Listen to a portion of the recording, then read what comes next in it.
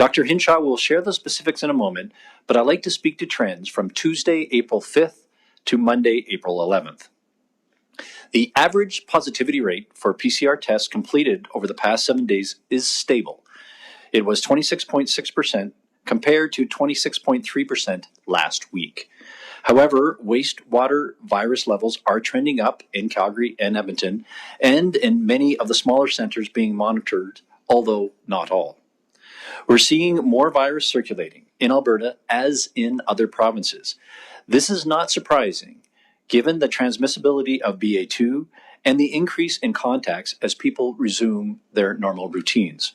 Hospitalizations due to COVID-19 have increased slightly from around 1,000 a month ago in mid-March to about 1,050 over the past week. We may see some further increase in the next few weeks, but we are prepared for it. And at this time, we do not expect the kind of impact we saw in the initial Omicron wave in December and in January. As the Minister mentioned, the numbers we are sharing are from the reporting period Tuesday, April 5th to Monday, April 11th. In those 7 days, our PCR test positivity ranged from 23% to 29.8%.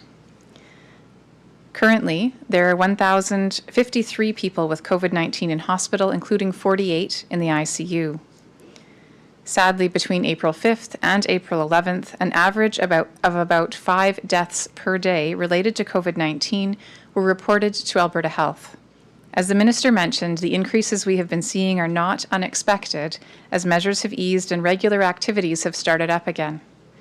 We continue to track Omicron and its subvariant BA2 in our province, as well as evidence of the effectiveness of different interventions related to different variants.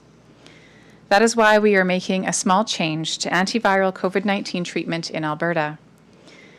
Beginning today, we will be pausing the use of sotrovimab as a treatment for COVID-19. This follows uncertainty over whether the sotrovimab treatment, which is a monoclonal antibody, is effective against the BA2 subvariant. Currently, BA2 is the dominant COVID-19 variant in Alberta, making up more than 80% of all new cases, so we have had to shift our approach in treating it. If you have taken sotrovimab, please be assured that it is still a safe medication and may provide some benefit to those who have received it, so there is no concern for these individuals.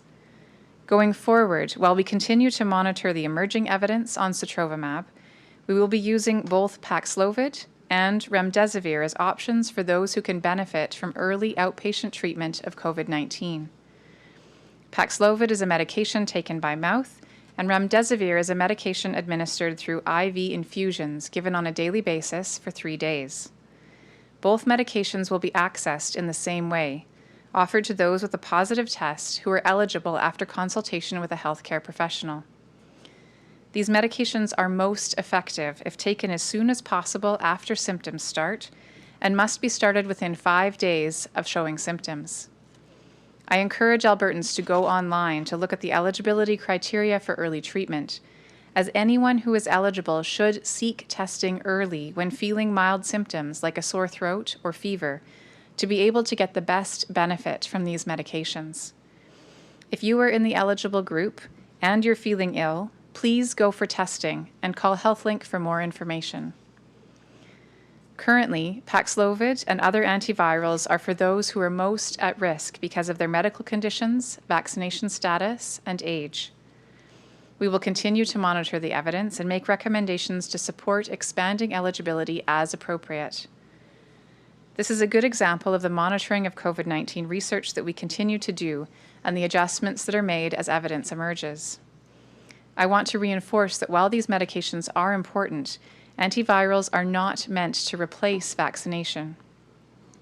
The National Advisory Committee on Immunization has just released updated recommendations on first booster doses, highlighting that anyone 18 years of age or over who has not yet received their first booster, which for most people would be their third dose, is strongly recommended to access the additional protection this dose offers. In addition, as the Minister mentioned, those with the most significant risk factors for severe outcomes are now able to book second booster doses to enhance their protection as transmission is higher in the community. For all of us, it is important to remember that as we're making decisions every day about how we're living with COVID, our actions impact other people as well. It's important that we all carefully consider our risk level, our level of comfort, and the risk and comfort levels of those around us. I ask that all of us consider masking in public places as a prudent step we can take to protect ourselves and those around us.